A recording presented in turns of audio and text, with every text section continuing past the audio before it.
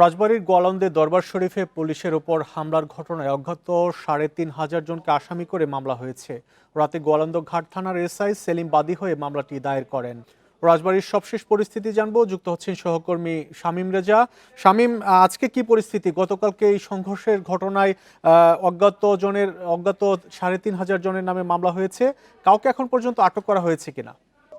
দেখুন, বলা যায় যে পরিস্থিতি কিন্তু একেবারেই এখন স্বাভাবিক। অর্থাৎ গত কাল হামলা হয় দুপুরের পরে বা জুম্মার পরে, সেই নামাজের পরে হামলা করে স্থানীয় জনতারা। তারা কিন্তু মূলত এই যে দরবার শরীফটা রয়েছে নোরা পাগলের, সেই দরবার শরীফে হামলা করে, বাড়ি ভাঙচুর করে। সেই সাথে দরবার শরীফের মাঝে যে নোরা পাগলের যে মরদেহটা কবর দেওয়া হয়েছিল, সেখান থেকে কিন্তু তারা কবরটা তুলে পাশেই পদ্মার মোড় এলাকাতে নিয়ে ঢাকা খুলনা মহাসড়কে গিয়ে কিন্তু সেখানে পুড়িয়ে ফেলে।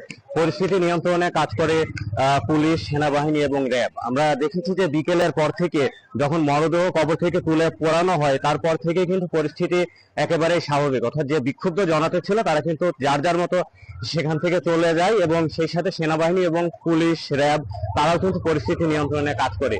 আমরা সকাল থেকে এসে যেটা দেখেছি যে অতিরিক্ত পুলিশ মোতায়েন রয়েছে এই দরবার শরীফ কে ঘিরে, এবং এখানে সাধারণ মানুষের প্রবেশ কিন্তু একেবারেই বন্ধ করে দেওয়া হয়েছে। আমরা রাজবাড়ীর পুলিশ সুপার কামরুল ইসলামের সঙ্গে কথা বলেছি। তিনি যেটা বলেছেন যে পরিস্থিতি এখন পুলিশের একেবারেই নিয়ন্ত্রণে, এবং পুলিশের উপরে হামলা এবং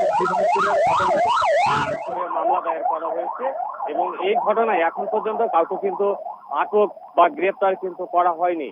এবং আমরা দেখেছি যে এখানে এসে যে এই নোরা পাগলের দরবার শরীফের পরিবারের সদস্যরা বা তাদের ভক্তরা কেউ কিন্তু এখন এই